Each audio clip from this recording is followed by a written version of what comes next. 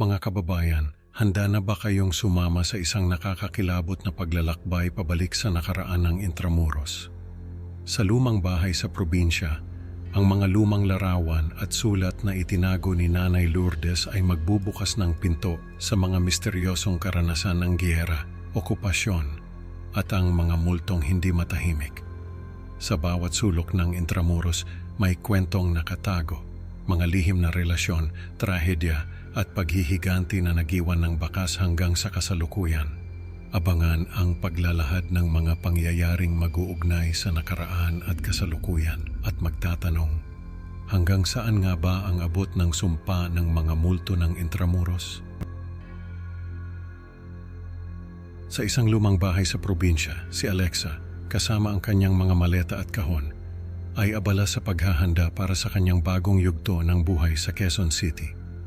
Habang nag-aayos, lumapit si Nanay Lourdes. Bitbit ang isang lumang kahon na puno ng alaala. "Alexa, halika muna at magpahinga. May ikukwento ako sa iyo," anyaya ni Nanay Lourdes na may halong misteryo sa kanyang tinig.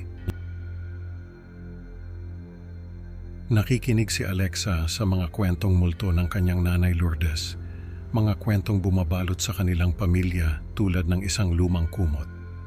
Isa-isang ipinakita ni Nanay Lourdes ang mga lumang larawan at sulat mula sa Intramuros, mga alaala ng nakaraan na tila mga piraso ng puzzle.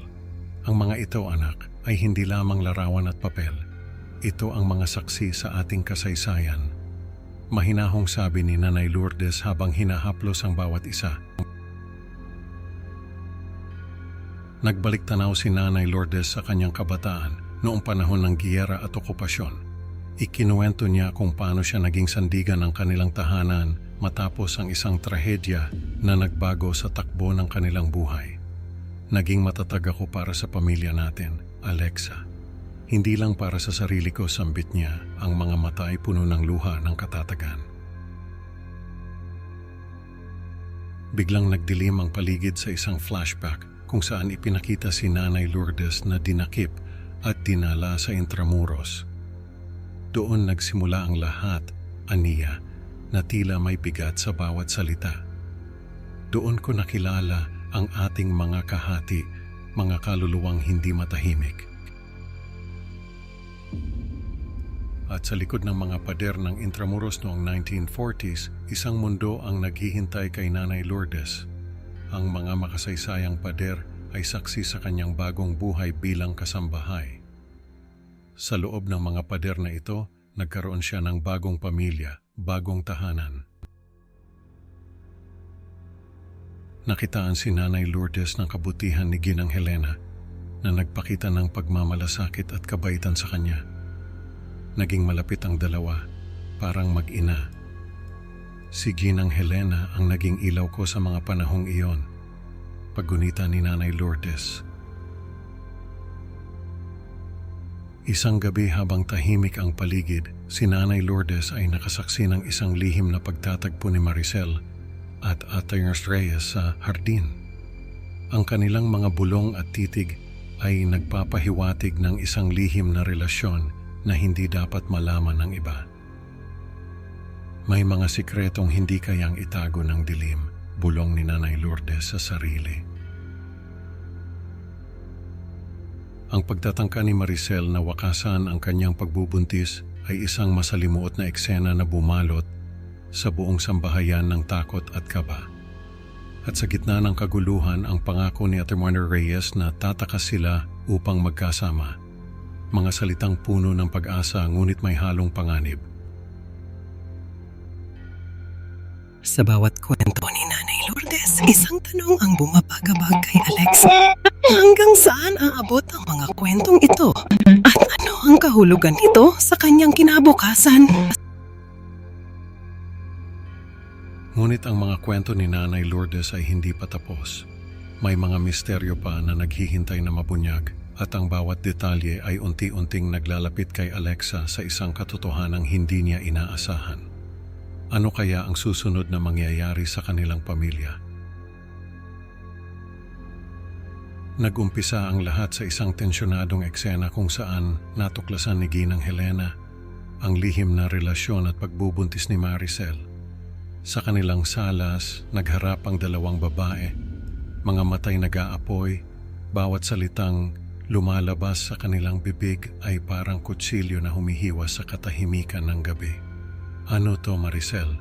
Ano ang ibig sabihin ng mga ito? Sigaw ni Ginang Helena habang hawak ang mga ebidensyang nagpapatunay sa pagtataksil. Ma'am, patawarin niyo po ako. Ang tanging nasambit ni Maricel, luhaan at nanginginig. Ang trahedya ay sumunod.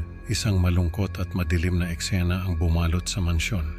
Sa likod bahay, sa tabi ng lumang balon, nagwakas ang buhay ni Maricel. Dahan-dahang inihulog ang kanyang katawan sa malalim na hukay. Ang kanyang mga sigaw ay nilamon ng kadiliman. Ang gabing iyon ay puno ng pighati at misteryo.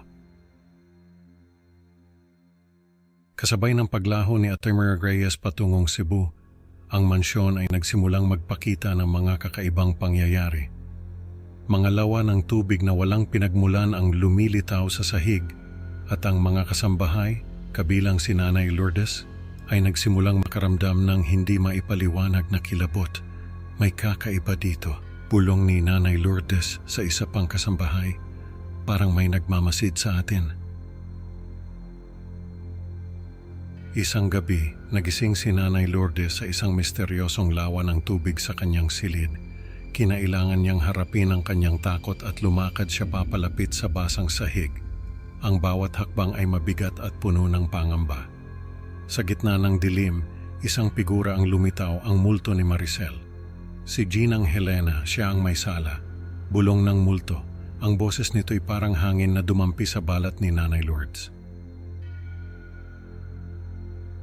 Hindi nagtagal, si Ginang Helena ay nagkasakit. Nagreklamo siya ng lupa sa kanyang tsaa at buhok sa kanyang pagkain tuwing siya ay nag-iisa, na tila may puwersang hindi nakikita na nagpapahirap sa kanya. May kung ano sa aking tsaa at sa aking pagkain, daing niya habang nanginginig. Hindi ako mapanatag. Sa huli, si Ginang Helena ay binawian ng buhay at ang mga kasambahay kasama na si Nanay Lourdes ay ginamit ang naipong yaman ng sambahayan upang mabuhay. Ang kanilang paglaya mula sa mansyon ay hindi lamang pisikal kundi pati na rin sa bigat ng nakaraan na kanilang daladala. Ngunit sa bawat pagtatapos ay may bagong simula. Ano kaya ang naghihintay sa kanila sa labas ng makasaysayang pader ng Intramuros? Ang nakakakilabot na epekto ng mga pangyayaring ito kay Alexa ay hindi pa natatapos. Ano kaya ang susunod na mangyayari sa kanyang buhay na tila hinahabol ng mga multo ng nakaraan? Habang nakatutok si Alexa sa TV, isang palabas tungkol sa mga kwentong multo sa Intramuros ang kumurot sa kanyang atensyon. Tila ba ang mga pangyayari sa screen ay hinugot mula sa mga kwento ni Nanay Lourdes? Ang bawat detalye ng istorya mula sa lumang balon hanggang sa naglalakad na multo ay nagpabalik sa kanya sa mga gabing nakikinig siya sa mga kwento ng kanyang ina. Napasinghap si Alexa nang makita ang pagkakatulad ng mga pangyayari sa TV sa mga karanasan ng kanyang ina. Parang kahapon lang nangyari to bulong niya sa sarili habang bumabalot ang takot at pagkagulat sa kanyang mukha. Hindi niya maiwasang isipin na baka may katotohanan ang mga kwentong ito na dati. Akala niya ay pampatulog lang. Nang magtapos ang palabas sa isang cliffhanger, hindi nalutas ang misteryo ng pagmumulto na natili si Alexa na nakatulala. Ang suspense ng hindi pagkakaalam kung ano ang susunod na mangyayari ay kumapit sa kanyang damdamin at naiwan siyang nagtatanong kung may koneksyon ba ang kanyang pamilya sa mga hindi may paliwanag na kababalaghan na ito. Nag-iisa sa kanyang kwarto, pinagmamasdan ni Alexa ang mga lumang litrato at mga kwento ni Nanay Lourdes. Iniisip niya, paano kung hindi lang sila basta kwento? Paano kung may ibig sabihin ng lahat ng ito?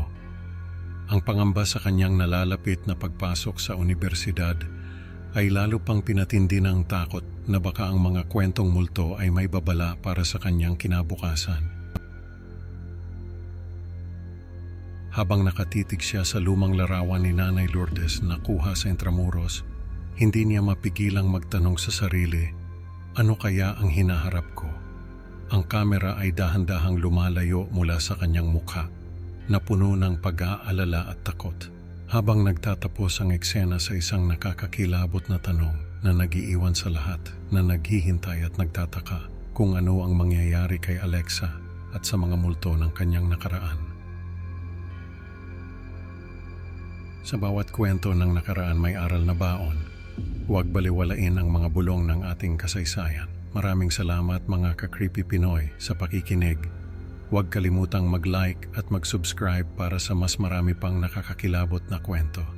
Excited na akong makasama kayo sa susunod na upload at tandaan baka sa susunod na pagpikit mo, ang multo ng nakaraan ay nasa tabi mo na. Paalam at mag-ingat. Baka ikaw na ang susunod nilang kwento.